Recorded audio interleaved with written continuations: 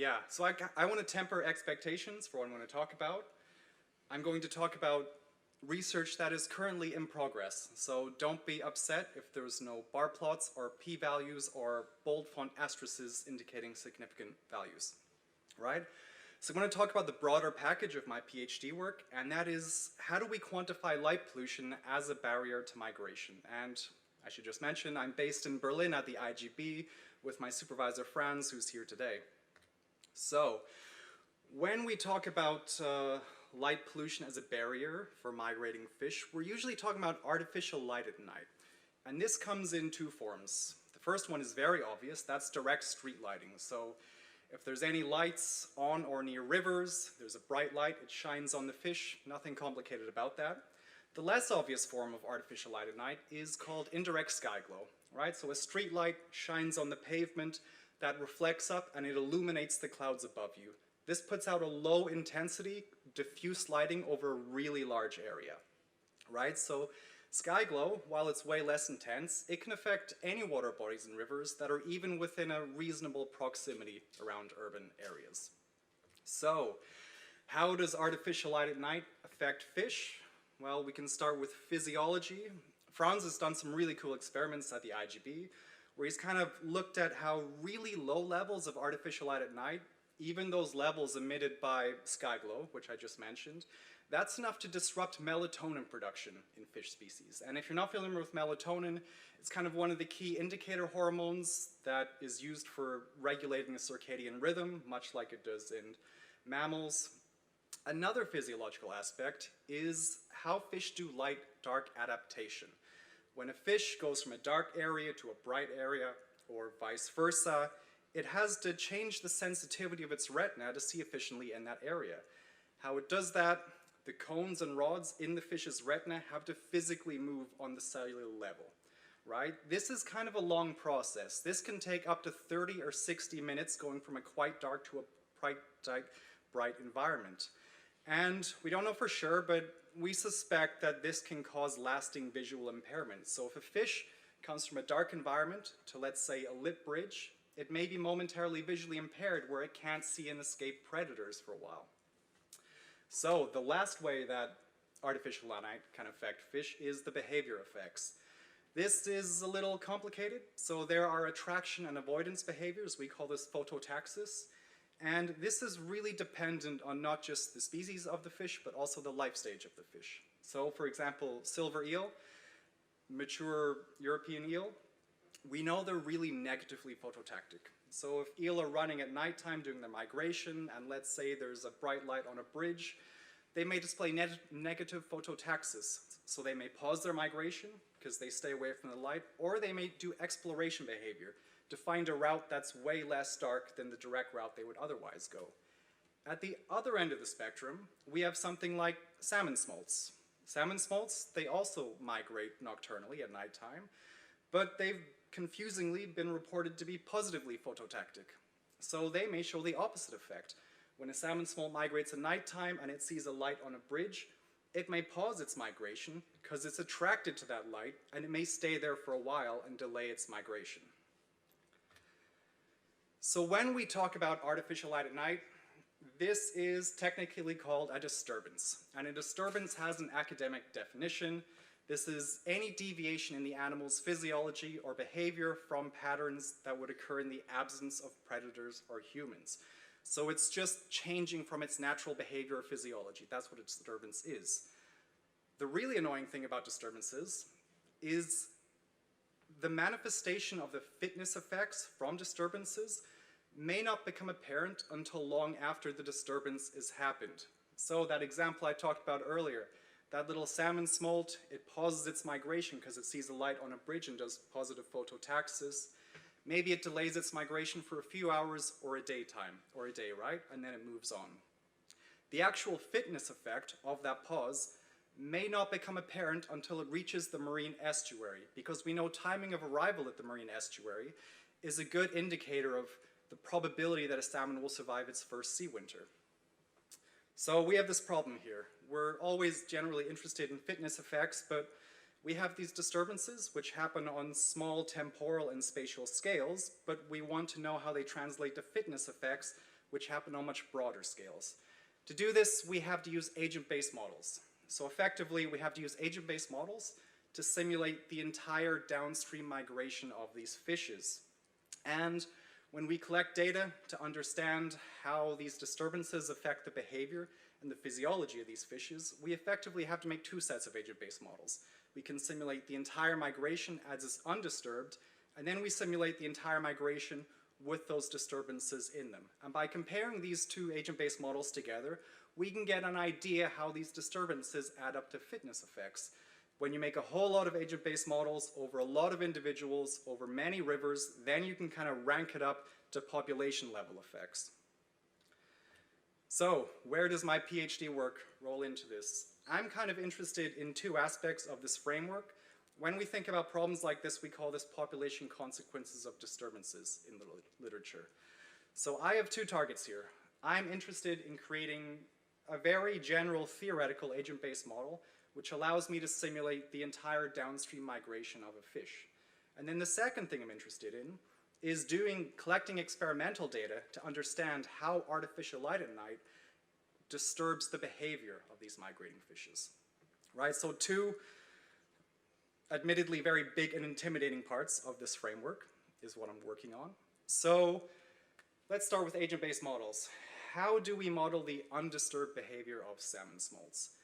I'm taking a very simple approach to this. So just imagine my river as a road. My fish can go in two directions, downstream or upstream. And I'm only modeling two types of behaviors here. It's going to be running, which is passive downstream migration. It just floats with the water at the same velocity as the river. The other behavior is halting. It stays still or it stays in a relative area of the stream. What I have to do here is I have to write a set of rules which describe when my animal, my fish or my agent, switches between those running and halting states. And I can derive these rules from what we know in the literature. So if I'm talking about Atlantic salmon smolts, we know that they're typically nocturnal migrants. They migrate at nighttime, right? We also know that later in the season, when temperatures are warmer, we start to see more daytime migration runs. Another interesting observation is that they generally don't run during crepuscular periods. That is the interface between daytime and nighttime.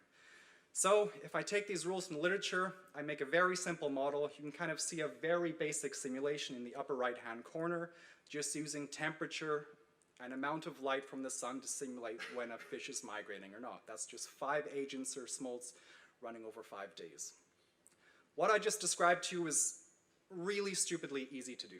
And this is the really fun part of doing agent-based models, coming up with these nice rules on how your fish is going to behave.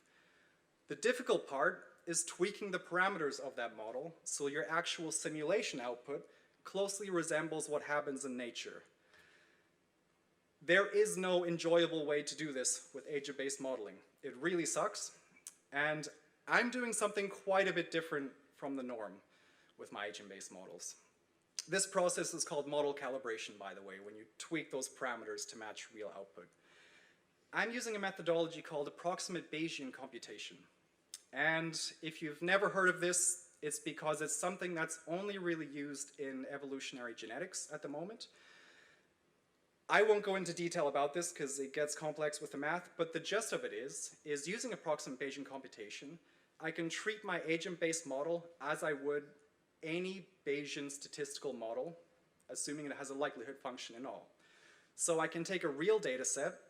For example, if we look on the right-hand side, this is a data set tracking Chinook salmon along the Sacramento River, and all the salmon researchers in this area pooled their data sets together and put them available for free online. So I have this immense data set following hundreds of kilometers for Chinook salmon I can use. I can take that data set, I can throw it at my agent-based model, and using approximate Bayesian computation, I can get estimates of the parameters which are most likely to result in that output. But the more interesting part is, because I have a likelihood function from my agent-based model, I get standard error values.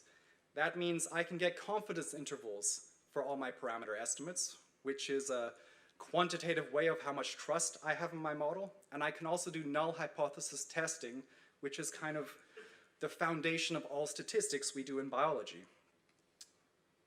So, I've talked about the very kind of simple agent-based model. I'm implementing a data set I can use and how I can use approximate Bayesian computation to calibrate that model.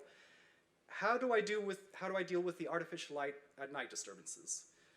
This gets a bit tricky because kind of the field of artificial light at night is kind of very young on fish, especially when it comes to literature on behavior experiments in the wild on fish. So for this, I kind of had to conduct my own work, or I've collaborated with other people on experiments. So I'm working on 2 experiments during this PhD, among others, and they're both looking at how artificial light at night affects fish passage. The first experiment I did was looking at how camera fish counters affect the passage of fish at nighttime. I'm not going to talk about in that presentation, but I'm going to talk about a second experiment where we looked at how lights on a hydropower spillway affected the passage and route choice of salmon smolts. Again, as I mentioned, the analyses are in progress, so don't expect to see p-values here.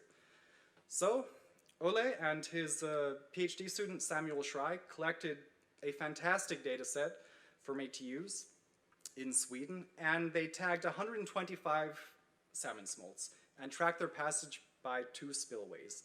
And every second night, the lights on these spillways were toggled on and off. You can clearly see the lights, they're the little yellow asterisks in the figure here. And the salmon smolts had 2 choices in route path. They could go through the spillway, following the green arrow, and continue their migration. If they decide to go to the left and skip the spillway, they go directly into the intake of a hydropower dam, so, you know, not the good route. We want the fish to go the green way. So we were interested in how does lighting affect the navigation behavior on these passing smolts. So to answer this question, we need 2 things. I need to know what are the actual movement paths of the fish, and I need to know what kind of artificial light at night they were exposed to. So the first issue, where the heck are my fish?